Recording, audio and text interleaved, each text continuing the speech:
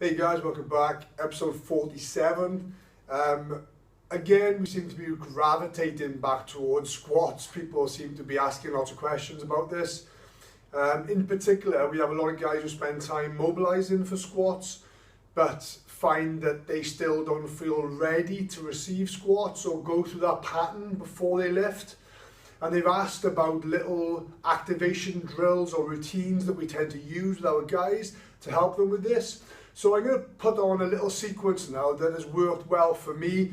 I still use it frequently before I squat, before I do some of my activation and my potentiation work before I lift, and it forms part of my preparation strategy for my lifting. It's a multifaceted bit of a sequence, so bear with me. And I'm going to show you the different components of it, and then you can have a go yourself and see whether you find any particular part difficult or not.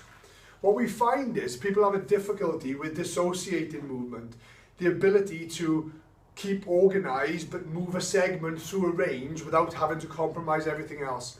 This drill helps me with that because naturally I'm not great at this either. So I've had to work on this a lot to try and get some more fluency with it. So have a little go and see what you think. The sequence is as follows, okay? We're going to start off in an organized squat position at the bottom. From here, you're going to accept load onto one of your legs. I'm going to go onto my left, and I'm going to drop my right knee to the floor, and I'm going to bring it back into that organized position. I'm going to drop the other one down to the floor, and back to an organized position. And I'm going to repeat this. My preference ordinarily is to repeat this process at least a dozen times myself. From here, I transition into a rotational pattern. I grab hold of my opposite ankle and I reach up for the sky as high as I can and back down. Same thing on the other side. You reach up and back down. And you can repeat this sequence as many times as you need to. It's normally around about 7 or 8 times for myself.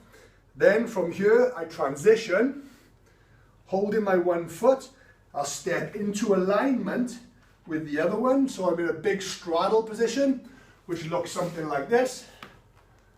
Knees bent to the back, that's fine.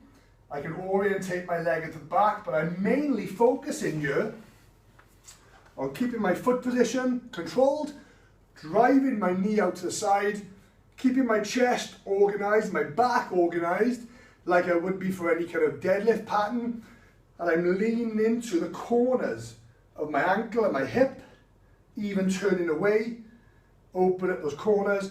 I'll step back in, change sides, step back out, grab hold of my foot with either hand, you choose which one, working into those corners as you see fit, back in, repeat this probably 6 times, I'll stand up, fully overhead and back down. Now clearly this sequence has different components to it. I would ordinarily cycle through it. So I would go from here into my movements here. I would then transition straight away into my big rotations and get to as many as I felt like necessary. I transition into this one and back, and then into this one, back, and then I'd fully sit upright, overhead position, and stand fully. This is a really nice sequence. Tackles lots of different areas together, really gets me warm, gets me activated, but mainly it also allows me to keep a focus on being able to dissociate movement, being able to control some parts of myself, keep others mobile and loose, and not become over-tensioned in this position. It really breeds a maturity in the bottom of the squat for me. As always guys, have a go. Comments are always welcome. We'll catch you next time. Cheers.